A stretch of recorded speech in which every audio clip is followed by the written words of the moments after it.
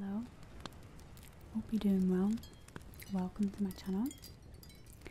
So, today I wanted to talk to you about this art piece you see right here. It's the second installment of my Divina Unio art series. So, first and foremost, happy Valentine's Day to you all. And in keeping with the theme of Valentine's, I thought what I'd do is talk to you about the divine masculine and feminine energies. So that's actually what this art piece is all about. I wanted to represent the divine masculine and feminine union. Now, as you can see, the way I draw figures is not your usual. I'm very much, my art style is very much centered around abstract art and surrealism. And so this piece is actually representing to me, whilst I was painting it, I was drawing it, was representing the highest selves coming together in this union. I think it's important for us to talk about divine masculine energies that are inherent within ourselves, because I think on Valentine's Day a lot of us feel that lack of love. If we don't have a significant other, we feel a lack of love, and really it could be utilized in a much better way. On this day we could look at ourselves and say, hey, do I love myself enough? Let me ask that question, because I think that's actually the most healthy thing we can do for ourselves. Which leads to my next point. Basically, the divine masculine energy and the divine feminine energies are within each and every one of us. So, since we all have these qualities within us, let's just take a look at what these opposing qualities are, or these harmonizing qualities are. So the masculine quality that you have in you and I have in me, doesn't matter if you're male or female, are things like logic, reason, action, strength. Feminine qualities are intuition, nurturing, healing, wise. That's just to name a few. So what I've come to notice in my own life, and I can say this wholeheartedly to you, in terms of this being the healthiest practice you can possibly do on a day like today, or just on any day where you feel a lack of love in your life, is to turn that energy around on yourself and say, am I balanced within my own masculine and feminine energies? Because I've noticed that when a person has more of say a masculine energy within them, they will attract someone that also has more of a feminine energy within them. Or it can be vice versa. But basically what this means is that when your own energies of masculine and feminine are out of balance, you attract into your life a significant other who may or may not have those energies that are out of balance. So I would say to you that you've got to start with yourself. You've got to start with balancing those energies within who you are. Because then, my friends, you open the gateway to receiving the most perfect, amazing partner you could ever ask for. And when you do this, you'll have a sense of knowing in yourself that you're okay being alone. It doesn't matter if someone comes into your life or not. You'd hope that they do. You're happy with who you are, and you're balanced enough in both your masculine and feminine energies, that you would be okay either way. So unbalanced energies attract difficult partnerships that we've gathered. Oftentimes, self-imposed thoughts of inadequacy, self-loathing or doubt tend to create the greatest imbalance of our divine masculine and feminine energies.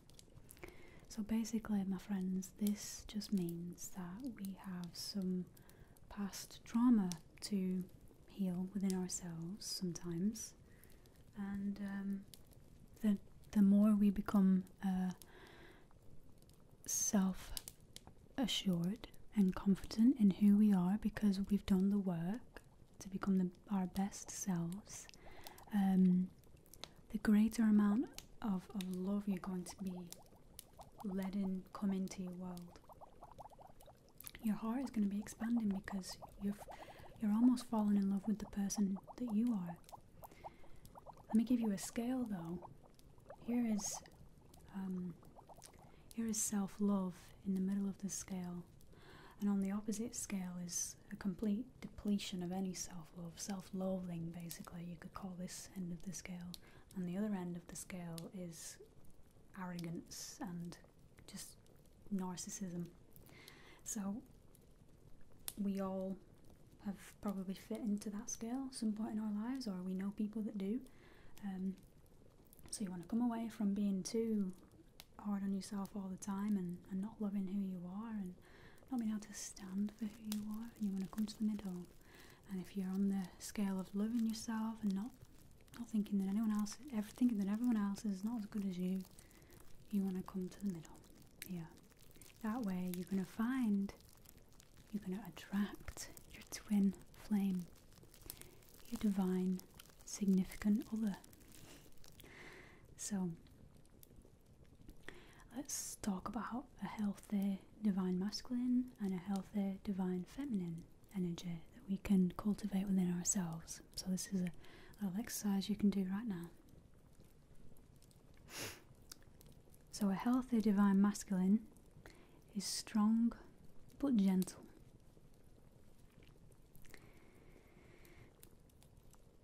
Divine masculine embodies guidance and leadership without praise or ego stroking, without the need for any of those things. The divine masculine turns away from greed and conflict and stays in honor, honesty, and diplomacy. Confident but not arrogant. Adventurous but not reckless. Divine feminine has been degraded and looked down upon in each of us due to the patriarchal society. So, we're not just talking about females, we're talking about males who feel that their feminine energies have been oppressed within themselves. I know many men who feel it to be a weakness to show their emotions, which is the feminine part of them, and because of the patriarchal society, we have this idea, or we've clinged to this idea, that it's less than good to act feminine. That's all changing now, and for good reason. Divine masculine and divine feminine are rising up together, and their energies are balancing and coming into harmony with one another the way it should be. And so you'll see that there is no longer this suppression of feminine energy, which is actually, when we think about it, even when obviously it's mainly men who suppress this not only females but this feminine energy within themselves, they're actually cutting themselves off from their powers as men, because using only one side of the scale, which is all masculine, makes half of a person basically.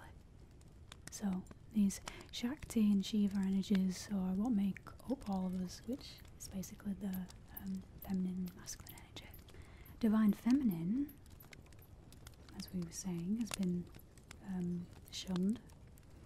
However, with this now on the uprise of the feminine energies, we can say that a healthy feminine energy that we can all embody is one which is kind, generous, wise and supportive.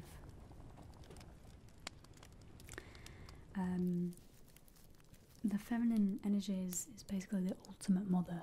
Without females, we wouldn't be birthed onto this planet. We wouldn't have a body. It is females that give birth, and so they represent the fertile energies within each of us, the intuition, the patience, and the nurturing.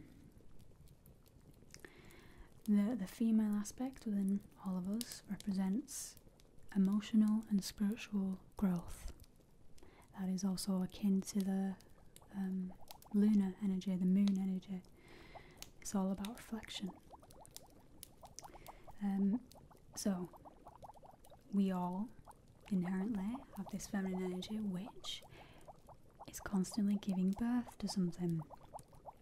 You give birth to an idea, you can give birth to a friendship, a business plan, a relationship. Any of those things is the creative force of the feminine that we inherently use. So, extremely important for us to create balance and harmony between these energies within ourselves. Not only because not cultivating those energies and trying to balance them out could lead to way more pain and anguish, in as far as we may attract someone into our lives that actually hinders our progress and brings out the worst in us, which, none of us want that, but of course we don't want to feel lonely either.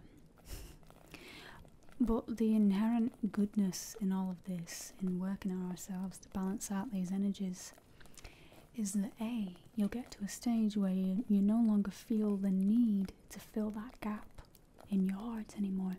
Not as much. We all want a significant other, and rightly so. But that gap will get smaller and smaller, and will release the attachment we have to finding a significant other, and just be content with being by ourselves. This, and also when we work on ourselves and become the best version of what we can be, in that moment, then as soon as someone comes into our world, we might think, well, I'm not ready for that. I've not worked on myself enough. Well, that's when you know, or at least it can be an indication that you've already done the work, and now is time to, if you feel the spark with that person, if you just intuitively know that they are for you and everything feels amazing in your communication with them, that's when you know that the rest of the work you can do together. That is what the divine masculine and feminine pairing is all about. It's about being able to lean on another person. It's not about using them as your go-to to solve any problems and feel like you couldn't live without them type stuff. It's none of that. It's just that when you become balanced enough, my friends, you attract into your life so much love from your significant other, from your twin flame, or if you believe in soulmates, that can really happen. You attract that into your world, and what happens is the love that is between you both is like a magic spell, in that it's able to overcome any difficulties that you both face, either individually or together, and it's the most blessed feeling we could probably ever feel. So like say Happy Valentine's Day to you all. And here's the finished piece. It's basically feminine energy embracing the masculine, and the ethereal embracing the natural. Energy shield, energy force field, or Merkaba surrounds them, and this is the shield or the energy force of love all around them. There's also some glitter in there because I just love glitter, you know. And yeah, so I'm happy with how it turned out. And it took many hours working on this piece, so yeah, it's the first time I've done anything like this, so I'll probably keep working on creating different ways of expressing artistically the divine feminine and masculine union. So yeah, just remember that love that you wish to feel with another is already